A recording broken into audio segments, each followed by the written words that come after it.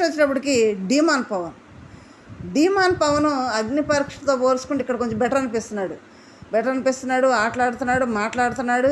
మరి మాట్లాడుతున్నాడంటే రీతు చౌదరి వల్ల మాట్లాడుతున్నాడు ఏమో తెలియదు అబ్బా, ఈ నోరు అక్కడ పలుకుతుందేమో తెలియదు. కానీ రీతు చౌదరి వల్ల అయితే మాత్రం కొంచెం మాట్లాడటానికి అయితే అవకాశం వస్తుంది మన డీమాన్ పవన్కి.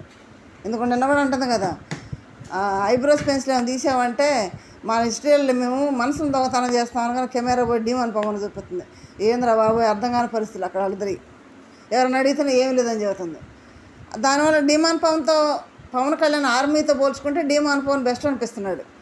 అందువల్ల కొంచెం ఓటింగ్ పెరుగుతుంది. 6th ప్లేస్లో ఉన్నాడు.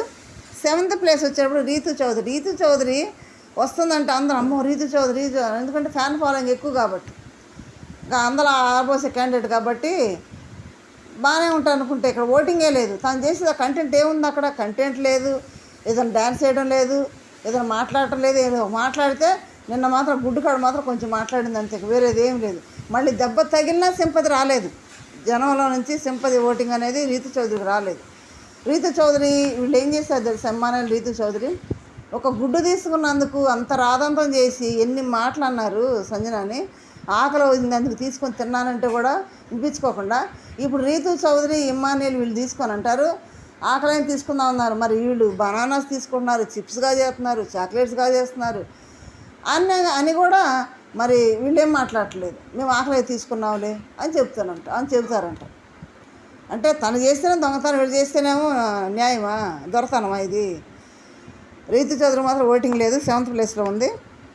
ఈ షష్ఠి వర్మ ఏం చేస్తుందో ఏమో అర్థం కావట్లేదు. నిన్న గుడ్డుకాడ కొంచెం మాట్లాడింది అంతే, మాట లేదు పలుపు లేదు, కూర్చుంటుంది చూస్తుంది అంతే. ఓటింగ్ అయితే తక్కువే ఉంది, 8వ స్థానంలో ఉంది. లాస్ట్ 9కి వచ్చేటప్పటికి ఫ్లోరా షైన్ చూస్తుంటే మూకీ సినిమా చూసినట్టు ఉంటుంది, అన్నీ సైగులే, లేదంటే చూస్తుంది.